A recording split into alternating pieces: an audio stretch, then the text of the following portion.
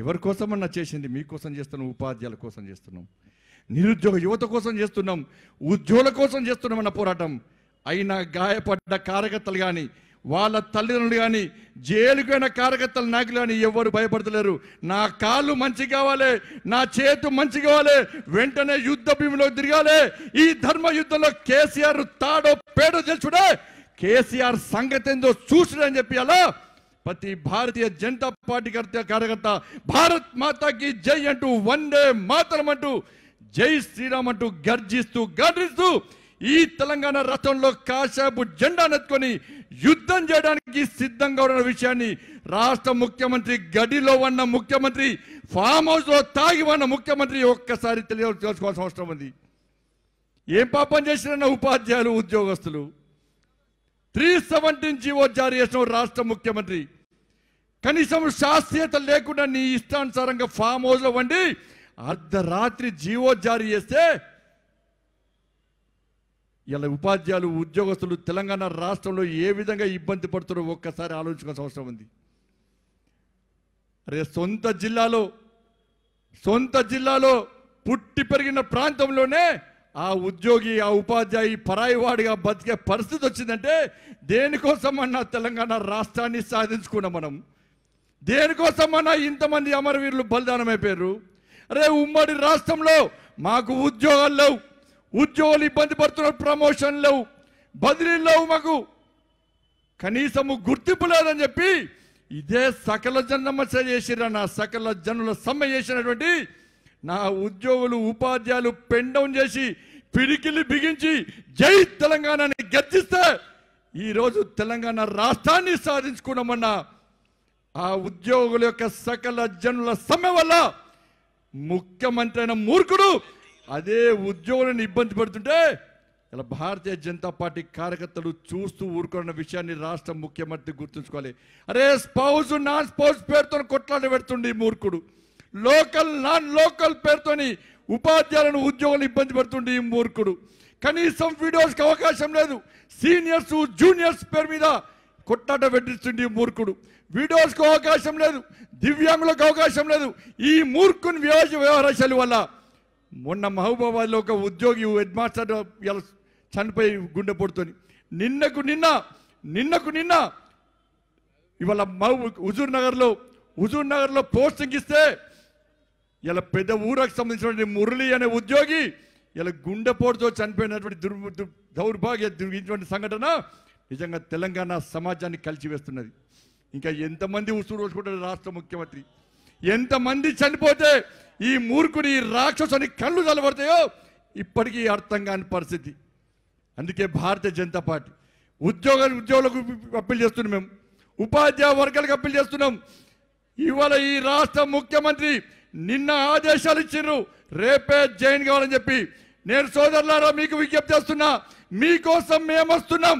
అరే మా నాన్న ఉపాధ్యాయుడు, ఒక ఉపాధ్యాయుని కొడుకుగా ఈ రోజు స్పందిస్తున్న ఉపాధ్యాయ ఉద్యోగ వర్గాలరా బాధ అనిపిస్తున్నారు. మీ బాధలు చూస్తుంటే, మీరందరూ బాధపడుతుంటే నా కన్న తండ్రి బాధపడ్డట్టే అనిపిస్తుంది. కాబట్టి నా రక్తం ఉడుతుంది, నా రక్తం మసులుతుంది. అందుకే ఈ మూర్ఖుని వదిలిపెట్టే ప్రసక్తి లేదు. ఉద్యమ సమయంలో కాంగ్రెస్ పార్టీ టిఆర్ఎస్ పార్టీ నాయకులు ఉద్యమకారులను ఉరికిచ్చి కొట్టిరు. ఈ టిఆర్ఎస్ పార్టీ కార్యకర్తలు ఈ ముఖ్యమంత్రిని ఉరికిచ్చి కొడుతున్నటువంటి వాళ్ళను ఇలా సంకలన చేసుకొని ఈరోజు ఆ రోజు కష్టపడి సకల జనుల సమ్మె పెడుతున్న తెలంగాణ రాష్ట్రంలో ఉద్యమాన్ని వృద్ధుతం చేసినటువంటి ఆ ఉద్యోగ ఉపాధ్యాయ వర్గాలను ఈరోజు వాళ్ళను పక్క పెట్టుకొని ఉరికిస్తున్న తీరును ఒక్కసారి ఉద్యోగ ఉపాధ్యాయ వర్గాలు ఒక్కసారి ఆత్మ విమర్శ చేసుకోండి. ఎన్ని రోజులన్నా మీరు కాము కూర్చుంటారు? మీ జీవిత సమస్య అన్నా, మీ కుటుంబాల సమస్య అన్నా, తల్లిదండ్రులకు దూరమై ఇలా పిల్లలకు దూరమై సొంత ఊరుకు సొంత ఇంటికి దూరమై ఎక్కడో పోయి ఉద్యోగాలు చేసే కర్మ మీకు వచ్చిందన్న. భయపడకండి, మీకోసం ఉద్యమిస్తాం.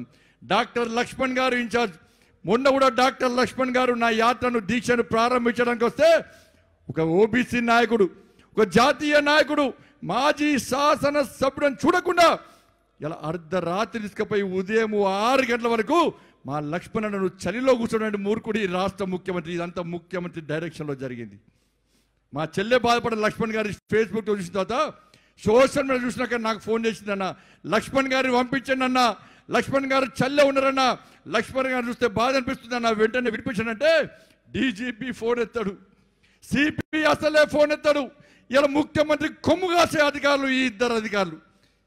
ఇలా పోలీసు వాళ్ళు ఏం చేసిరన్న, పోలీస్ కానిస్టేబుల్ పరిస్థితి ఏందన్న, కరీంనగర్లో పనిచేసే పోలీస్ కానిస్టేబుల్ మహబూబ్ నగర్ పోవాలి, మహబూబ్ నగర్లో పనిచేసే పోలీస్ కానిస్టేబుల్ ఏఎస్ఐ ఇలా ఆదిలాబాద్ జిల్లాకు పోయి పనిచేసే పరిస్థితి.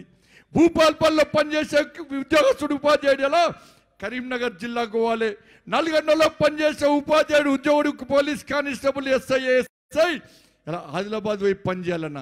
ఎక్కడ ఎవరికి ట్రాన్స్ఫర్ చేస్తుండో, ఎవరు ఎక్కడికి ట్రాన్స్ఫర్ చేస్తుండో కనీసం ఒక ప్రణాళిక లేదు ఈ రాష్ట్ర ముఖ్యమంత్రి దగ్గర. సీనియర్స్ లిస్టే లేదు, సీనియర్స్ లిస్టు మొత్తం తప్పుల దొరికనే. అనేక ఆధారాలు మా దగ్గర ఉన్నాయి. ఇలా ఉద్యోగస్తులు దరఖాస్తు చేసుకున్నారు, నాకు అన్యాయం జరిగింది సార్. సీరియల్లో ఇప్పటికే దామోదర్ అనే ఉపాధ్యాయుడు సీరియల్ నెంబర్ 24 సార్ నది, నాకు కరీంనగర్ జిల్లాలో కావాలి సార్ పోస్టింగ్, నాకు కరీంనగర్లో జిల్లాలో జరగాలి సార్, సీరియల్ నెంబర్ 24 సార్ అని చెప్పి ఆ ఉద్యోగి పోయి కలెక్టర్ అని కలిస్తే కలెక్టర్ గారు గవర్నమెంట్కి పంపినాడు సీఓ నుంచి ఆదేశాలు డిఓ వింటలేడు. వాళ్ళు చేసిన పొరపాటుకు ఆ ఉద్యోగి వేరే జిల్లాకు పోయే ప్రమాదం ఏర్పడ్డది. అనేక సీనియర్ లిస్టు తప్పు దొరకలే, కనీసం డిఓ ఆఫీసులలో లిస్టే లేదు, సీనియర్స్ లిస్టే లేదు, జూనియర్స్ లిస్టే లేదు, వేకెన్సీస్ ఎన్నో లిస్టే లేదు. కనీసం ఒక పద్ధతి ప్రణాళిక లేకుండా ఇలా ఉద్యోగులను ఉపాధ్యాయులను ఇబ్బంది పెడుతున్నటువంటి రాష్ట్ర ముఖ్యమంత్రికి ఎట్టి పరిస్థితుల్లో గుణపాఠం చెప్పాల్సిన అవసరం ఉంది. అందుకే ఉద్యోగులారా, మీరు నమ్ముకున్న మీ నాయకులను కేసీఆర్ సంఖ్య నాకడానికి మాత్రమే మీ నాయకులు ఉన్నారు. ఆ నాయకుల భర్తం పట్టండి, ఫస్ట్ ఆ నాయకుల భర్తం పట్టండి. ఇలా భారతీయ జనతా పార్టీ మీ కండగా ఉంటుంది, మీ కండగా ఉంటుంది. మీరు చేసే పోరాటం, మీరు పోరాటం చేసినా చేయకుండా మీ కండగా భారతీయ జనతా పార్టీ ఉద్యమించడానికి సిద్ధం ఉన్నది.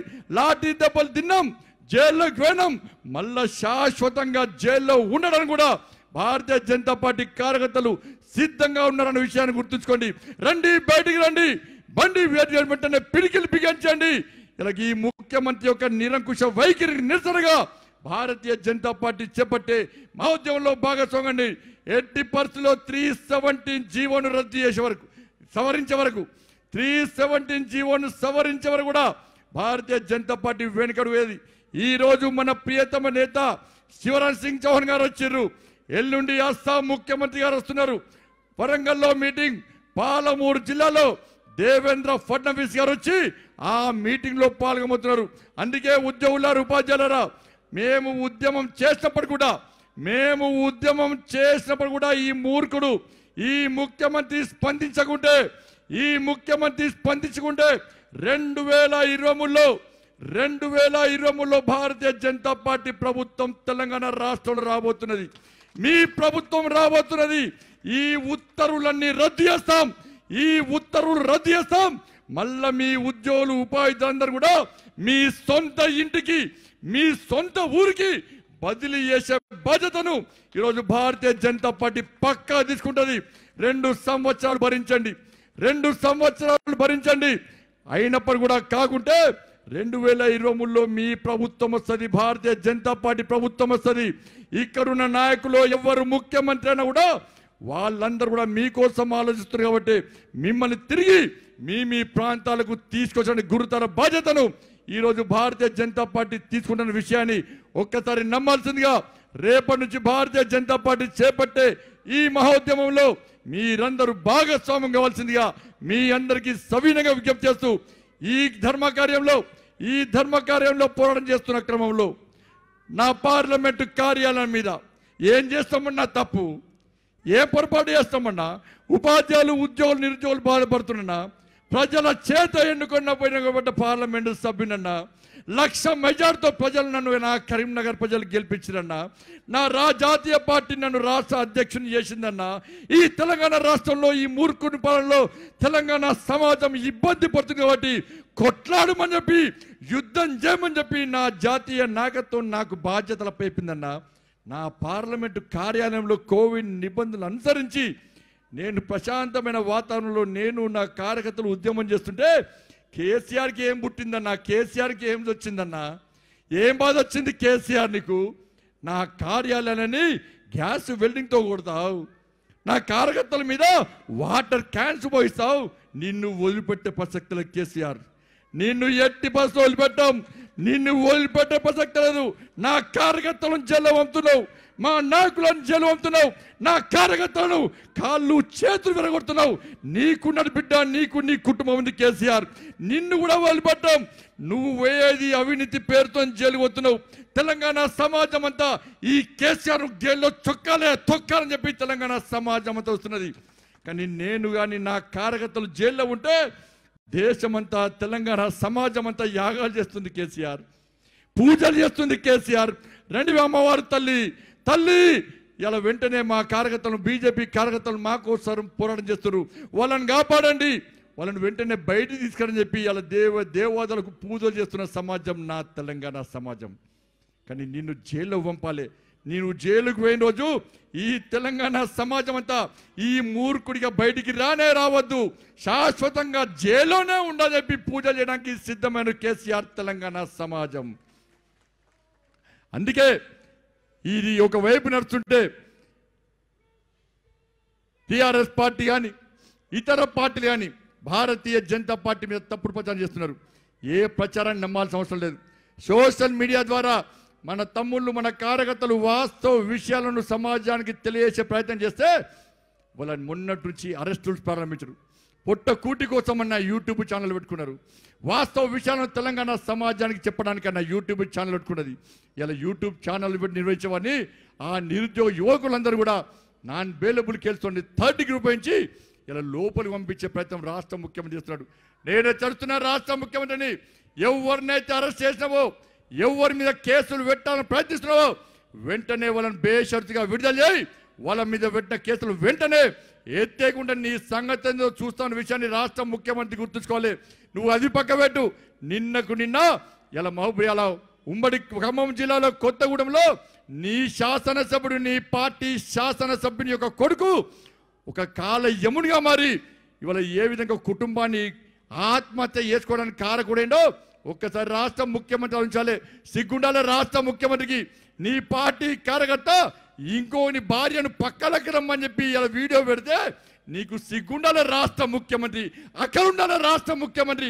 4 అమాయకులు ఇలా ఆత్మహత్య చేసుకుంటే కనీసం నువ్వు స్పందించకుంటే ఆ సంఘటన నువ్వు సమర్థిస్తున్నట్టే, ఆ సంఘటన సమర్థిస్తున్నట్టే, ఆ దుర్మార్గుని కాపాడే ప్రయత్నం చేస్తున్నట్టే, ఆ ఎమ్మెల్యేను నువ్వు కాపాడే ప్రయత్నం చేస్తున్నట్టని చెప్పి తెలంగాణ సమాజం భావిస్తుంది. రాష్ట్ర ముఖ్యమంత్రి, నువ్వు మైలేజ్ కోసం పనిచేస్తాం, నువ్వు మైలేజ్ కోసం మాత్రమే పనిచేస్తావు, పేరు ప్రఖ్యాతుల కోసం మాత్రమే పనిచేస్తావు.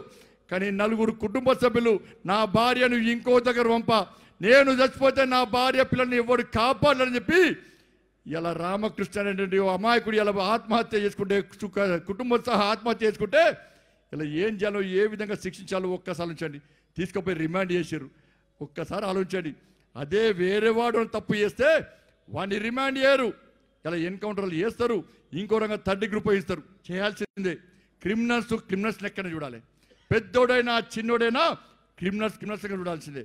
కానీ రాష్ట్ర ముఖ్యమంత్రి దానిలో కూడా ఫాలో అవుతాడు. చిన్నోనికి ఒక నీతి, పైసల్లోనికి వాళ్ళ పార్టీ నాయకుడు ఒక నీతి. వాళ్ళ రిమాండ్ చేసి అలా జైలుకు పంపే, జైలు పోతే ఏమవుతాడన్నా మళ్ళీ బయటికి వస్తాడు. బయటకి వచ్చి ఏం చేస్తాడన్నా, ఇది వానికి మొదటి సంఘటన కాదు.